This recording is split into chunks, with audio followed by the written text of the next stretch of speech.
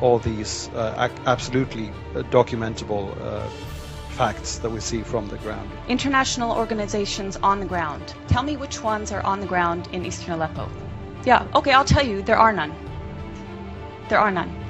These organizations are relying on the Syrian Observatory for Human Rights, which is based in Coventry, UK, and which is one man.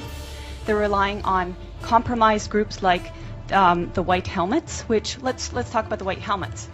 The White Helmets were founded in 2013 by a British ex-military officer. They have been funded to the tune of $100 million by the US, UK, and Europe, and other states. They purport to be rescuing civilians in eastern Aleppo and Idlib, yet no one in eastern Aleppo has heard of them.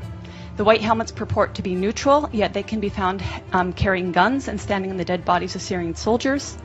And their video footage actually contains children that have been recycled in different reports. So you can find a girl named Aya who turns up in a report in month, say, August, and she turns up in the next month in 2 different locations. So they are not credible. The SOHR is not credible.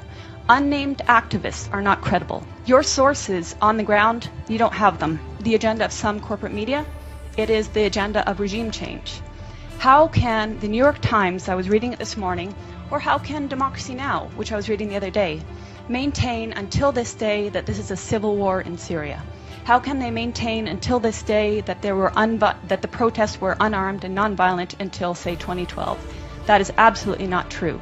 How can they maintain that the Syrian government is attacking civilians in Aleppo when every person that's coming out of these areas occupied by terrorists is saying the opposite? While the Syrians and while the Russians adhered to the tenets of the ceasefire, but the American-led coalition itself violated the ceasefire by targeting Syrian army positions in Deir ez-Zor, killing at least 83 Syrian soldiers in a prolonged attack that lasted nearly 1 hour and which enabled ISIS to overtake that position. What you hear in the corporate media, and I will name them, BBC, Guardian, New York Times, etc., on Aleppo is also opposite of reality. And they have manufactured stories, and I can give you a precise account.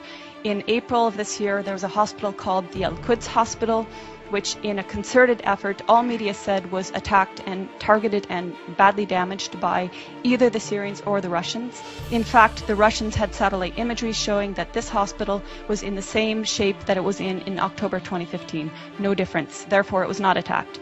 Months later, The Guardian, which is a prominent British newspaper, actually said the Al-Quds Hospital that it had alleged months prior to be attacked and destroyed was treating victims of so-called chemical weapons attacks.